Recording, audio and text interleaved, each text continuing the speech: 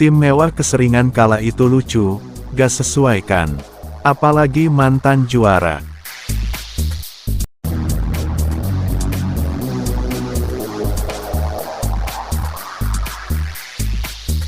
Mungkin itu gambaran Citizen, Manchester biru sekarang. Kalau dicermati dari belakang sampai barisan penyerangan, tidak ada nama biasa di situ, apalagi kelas biasa-biasa saja. Tak heran jika banyak yang bertanya-tanya, sebenarnya, apa yang terjadi dengan Manchester City saat ini? Sang pelatih yang dikenal dengan 1000 taktik pun, terlihat tak berdaya, dan seakan mentok kehabisan akal.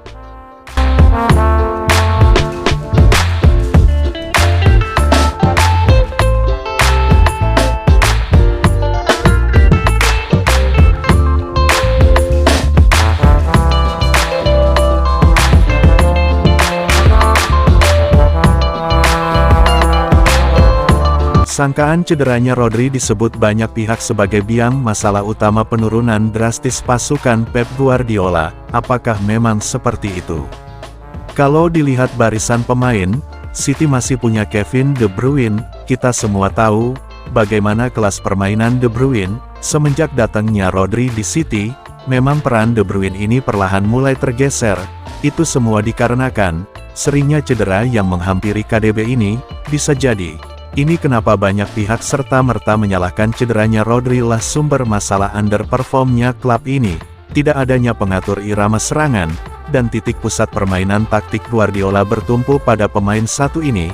Tanpa berpikir panjang, Pep pun gerak cepat mencari pemain di posisi yang ditinggalkan Rodri sementara semasa cedera, dan Pep pun mendapatkan pemain yang dicari. Dialah Nico Gonzalez, pemain muda Spanyol, yang direkrut dari Liga Portugal, Sporting. Lalu sesuaikah pemain baru ini untuk menutup lubang yang ditinggalkan Rodri sementara ini?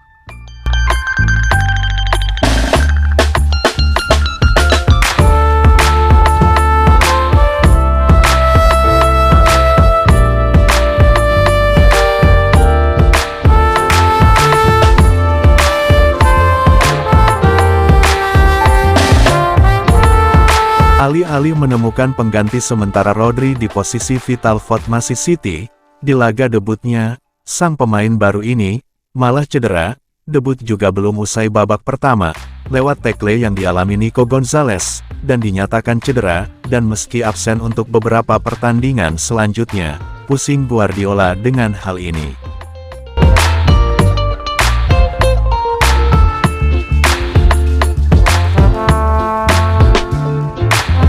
Kembali dari masa cedera, perlahan Nico Gonzalez beradaptasi dengan tuntutan peran dia yang dimau pelatih.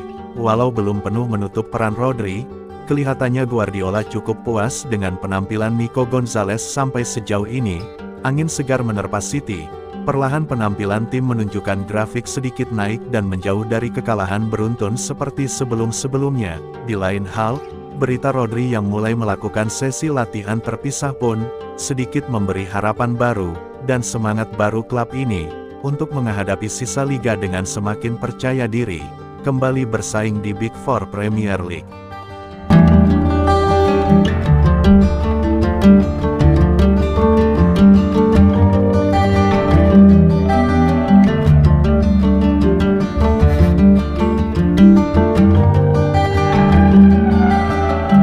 Kepergian super sub Manchester City, Julian Alvarez pun dituding juga sebagai salah satu penyebab penurunan City, di mana penyerang utama mereka, Erling Haaland dirasa insting mencetak golnya akhir-akhir ini mengalami penurunan, di mana sebelumnya, jika terjadi situasi seperti ini, Julian Alvarez lah sebagai pemecah kebuntuan.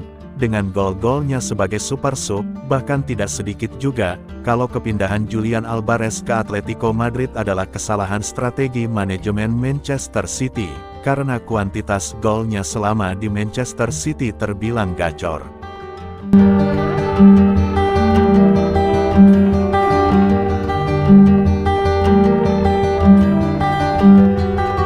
Dengan kualitas dan prestasi yang telah diberikan Guardiola selama berkarir sebagai pelatih di sepak bola, dua faktor-faktor seperti penjelasan-penjelasan di awal harusnya bukanlah menjadi masalah yang problematik. dan menurunnya Manchester Biru, mengalami kekalahan yang sangat sering. Lalu, apakah faktor masalah pribadi Pep Guardiola lah yang sebenarnya menjadi penyebab utama masalah City? Seperti diberitakan di beberapa media, Guardiola sedang mengalami masalah keluarga, di mana pasangan Pep menuntut untuk pisah dari Pep, dan aktual beritanya Pep telah berpisah dari pasangannya tersebut. Detail masalah apa yang mendasari hal ini kita tidak mau ngulik terlalu dalam jelas juntrungannya. Yang jelas, mungkin inilah faktor yang paling berpengaruh terhadap terjunnya permainan Manchester City, padahal sebelumnya, tidak pernah terdengar permasalahan-permasalahan di keluarga Guardiola, seakan adem ayem saja.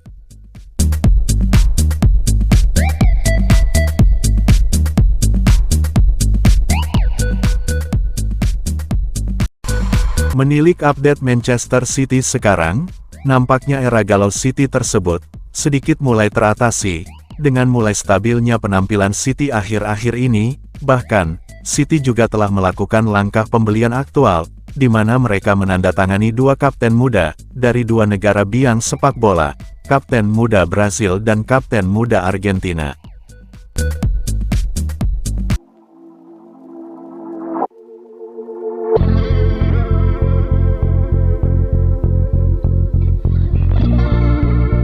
Terima kasih untuk support dan pantengin channel ini. See you.